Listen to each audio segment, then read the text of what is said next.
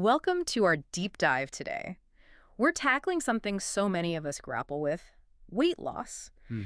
And we're digging into a really interesting query from a listener, Mr. Wu. Like maybe you listening now, he found himself kind of caught. Caught between what's popular, what sounds good, and, well, what the science actually says. Exactly. Trends versus evidence. So today, yeah, we're exploring how to navigate all that conflicting info. We want to, debunk some common myths. And hopefully arm you with some better critical thinking tools. Precisely. So you can make informed choices. We're leaning heavily on Professor Lin's insights here, plus some solid academic sources. Okay, so Mr. Wu's story. He started with Dr. Jason Fung's methods, fasting, and so on. And saw pretty dramatic results, right? Yeah. Lost weight fast. Yes, significant weight. And he heard anecdotes, people apparently ditching their meds. That's powerful stuff to hear. Totally. So he adopted practices like black coffee for breakfast, high fat, low sugar, even pork fat. Sounds like a pretty standard keto-ish approach he landed on. And for a bit, it seemed like the answer. Until Until he came across Professor Lin's articles, things like carb cycling, LMHR, a risky game, and all meat and keto gurus surrender.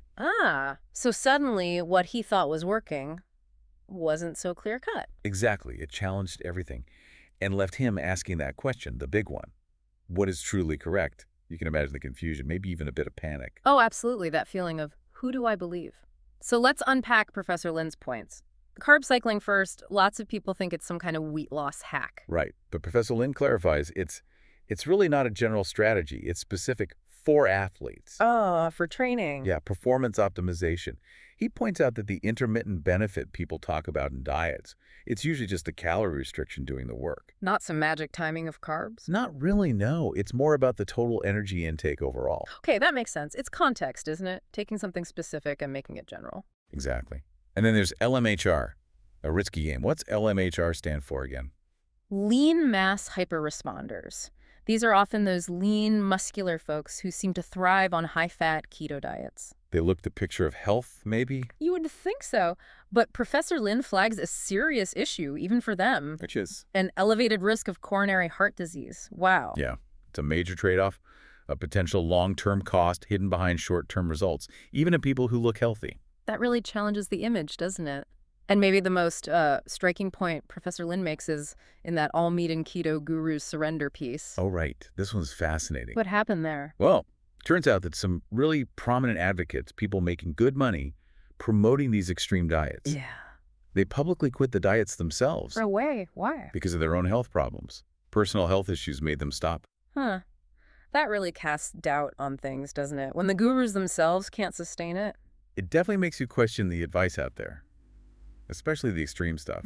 It makes you wonder about quick fixes versus, actual health. Which brings us to the broader scientific view.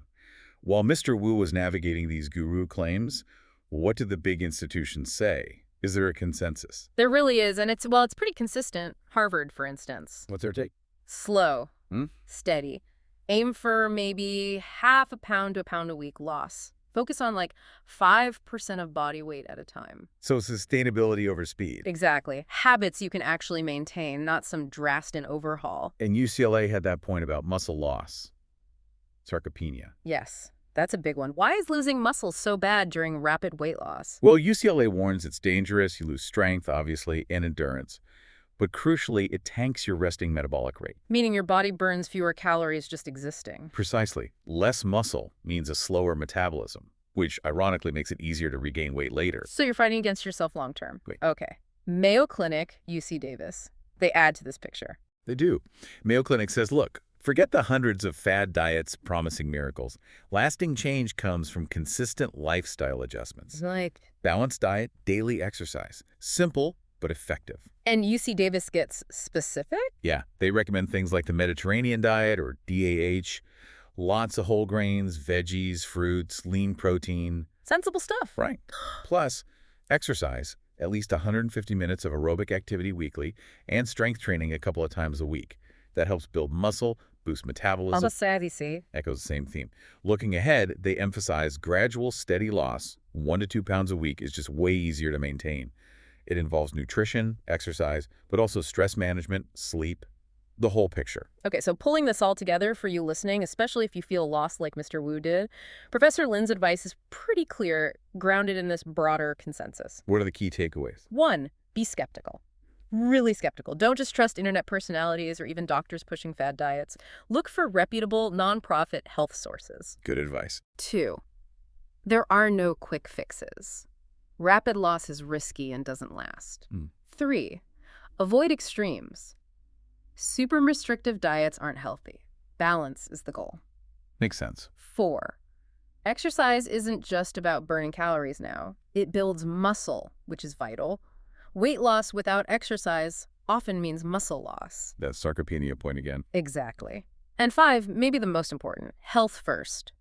The real goal isn't just dropping pounds if it harms your overall well-being. Right. It comes back to Mr. Wu's question, really. Yeah. How do we sort the good advice from the noise, the fads? It's about developing that critical lens, isn't it? Yeah, empowering yourself to see past the hype. Understanding that true health is built over time, not through some extreme sprint. Absolutely. The correct lifestyle isn't one magic diet. It's balanced, it's informed by solid science, and it's sustainable for you. So the final thought for everyone listening. Yeah, think about your own journey. Instead of chasing the next big promise, what's one small, sustainable change you could make starting today that aligns with long-term health?